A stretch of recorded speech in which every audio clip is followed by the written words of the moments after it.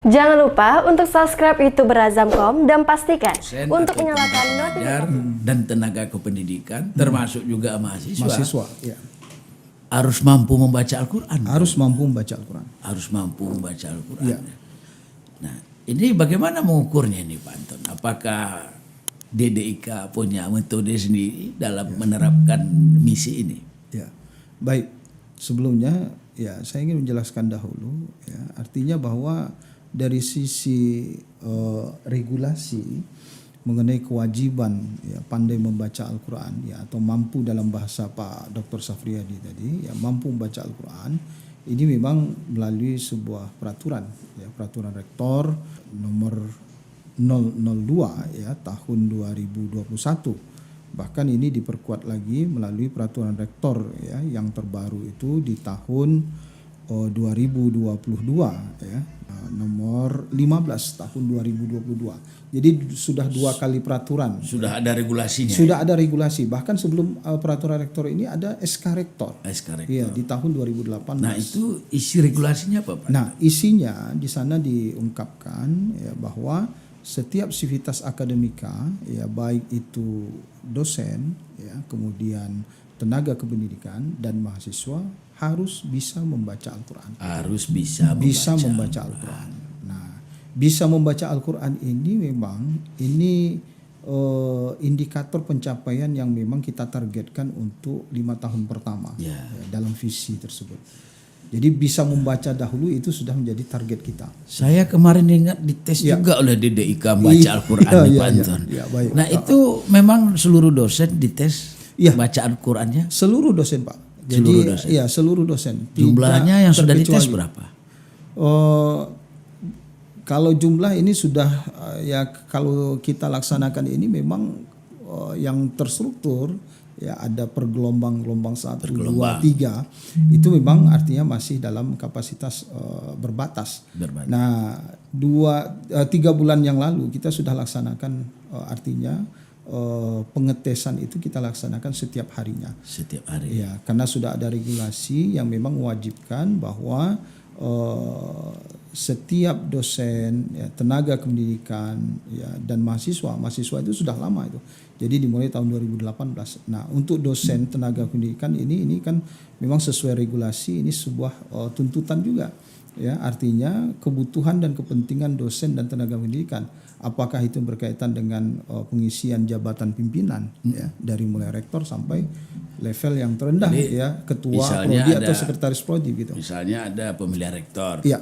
Ada persyaratan mampu membaca Al-Quran. Ya. Ada pemilihan dekan. Ya. Ada persyaratan mampu membaca. Mampu membaca Al-Quran. Ya. Di luar pada pemilihan untuk pengisian jabatan struktural ini, betul. Seluruh dosen itu harus mampu membaca Al-Quran. Harus mampu membaca Al-Quran. Dan itu sudah dilakukan. Sudah dilakukan. Pengetesannya, pengujiannya oleh DDIK. Ya. Nah, begitu juga dengan tenaga kependidikan. Tenaga pendidikan, ya pegawai. Dan yang sudah dites oleh DDIK ini pegawai itu berapa banyak? Nah, baik sebelum sampai ke sana saya ingin jelaskan dulu isi regulasi yang berkaitan dengan kewajiban tadi. Jadi artinya setiap dosen tenaga pendidikan ya ini memang punya kepentingan dan kebutuhan. Ya. Artinya sebenarnya yang kita tuju itu bukan hanya sebatas memenuhi kepentingan dan kebutuhan. Artinya bahwa kita menginginkan di luar ini pun sebenarnya tanpa ada tujuan ada satu kepentingan ya dalam tanda petik mungkin untuk pengisian jabatan pimpinan ya kemudian sebagai untuk kenaikan gaji berkala, naik pangkat gitu ya. Kita menginginkan lebih daripada itu sebenarnya. Betul-betul mampu tidak hanya sesuai dengan kebutuhan atau kepentingan ini. Namun dalam waktu yang berbatas ini memang ya untuk saat ini ya setakat ini memang ya kemampuan baca Al-Quran itu memang dituntut ya untuk kepentingan dan kebutuhan ya yang disebutkan tadi. Yang lebih besar. Ya, itu. Nah, itu. Jadi di dalam regulasi itu diatur bahwa kemampuan baca Al-Quran itu ditandai dengan adanya sertifikat. Iya, sertifikat yang dikeluarkan oleh DDIK. Dan itu sebenarnya kalau kita lihat sebenarnya bahwa sertifikat itu langsung Pak Rektor yang menandatangani sertifikat. Saya kemarin udah dapat Banton. Iya. Dan dikirim ke saya sertifikat. Nah, karena dulu saya dites oleh DDIK. Iya, itu. Kalau mahasiswa gimana? Apakah pada saat mereka skripsi, tesis, doktor, Ya. itu diwajibkan terlebih dahulu membaca Al-Quran di depan tim pengujinya? Iya. Jadi sesuai dengan regulasi ini juga ya. Peraturan Rektor nomor 002 tahun 2022 tadi ya. Maaf, nomor 15 tahun Nomor 2000 15. ya, nomor 15 tahun 2022 ini juga diatur kewajiban bisa membaca Al-Quran itu juga ditujukan kepada mahasiswa kita. Tidak hanya mahasiswa program diploma ataupun sarjana, bahkan hari ini ya sudah sampai kepada tingkat doktor ya, magister dan doktor. Dan untuk implementasinya kita sudah melaksanakan juga uji kemampuan di tingkat magister. Ya, dan itu sudah kita laksanakan sebulan yang lalu. Untuk angkatan 2021.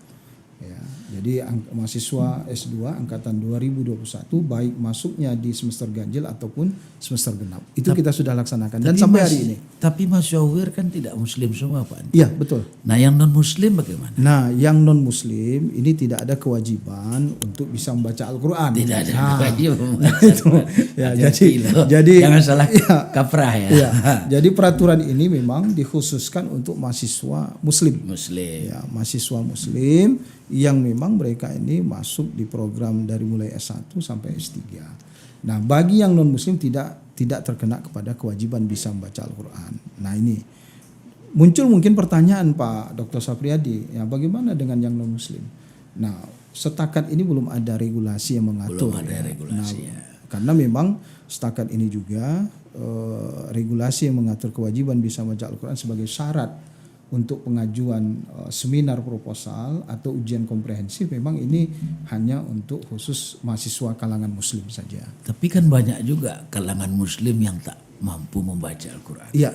Itu solusinya gimana? Nah, solusi yang kita berikan bagi yang tidak mampu ini tentu harus mengikuti pembinaan. Nah, pembinaan dalam bentuk bimbingan baca Al-Quran.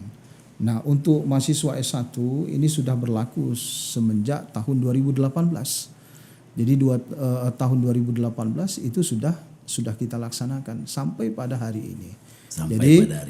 Jadi sistemnya begini Pak Dokter, bahwa ketika mahasiswa baru masuk, ya, kemudian mereka sudah dinyatakan lulus, kemudian mereka mengikuti perkuliahan, seiring dengan mengikuti perkuliahan secara reguler, maka mereka pun diuji kemampuan mereka untuk membaca Al-Quran. Dan pengujian itu dilakukan atau dilaksanakan oleh mentor. Nah, mentor ini kita rekrut ini yang memang sudah semester atas gitu. Mahasiswa yang udah ada di semester atas. Jadi mereka yang punya kemampuan bisa membaca Al-Quran. Bahkan sebenarnya bukan hanya bisa, tetapi fasih membaca Al-Quran. Nah, ingat mentor itu. Ya. Yang akan ujian skripsi, tesis. Ya. Kira-kira bacaan Al-Qurannya belum bagus atau tidak bisa sama sekali, silakan datang ke DDIK untuk dilakukan pembinaan. Jangan sampai nanti sudah berada di depan tim penguji, disuruh baca Al-Quran, ternyata tidak bisa. Tidak jadi ujiannya. Baik Pak Anton. Nah, di samping mampu membaca Al-Quran, kan juga UIR menunjukkan kepeduliannya kepada sesama. Dan kepedulian ini adalah bagian dari dakwah Islamiyah. Iya. Bagian dari Islamiyah. Ini pelaksanaan programnya seperti apa Pak? Iya. Jadi UIR, ya, Universitas Islam Riau yang mempunyai visi yang sangat mulia ini, ya. Tidak hanya menjadi universitas Islam berkelas dunia, tetapi juga memang berlandaskan atau berbasis iman dan takwa. Jadi memang salah satu hal yang memang menjadi alat ukur atau penilaian untuk mengukur berbasis iman takwa ini memang seperti yang disebutkan tadi, selain daripada program bimbingan baca Al-Quran, ya, artinya tujuan akhirnya seluruh sivitas akademika Universitas Islam Riau ini memang tidak ada yang tidak bisa membaca. Semua jadi bisa artinya baca. Terbebas dari buta aksara Al-Quran. Ya. Nah itu goal kita sebenarnya. Goal.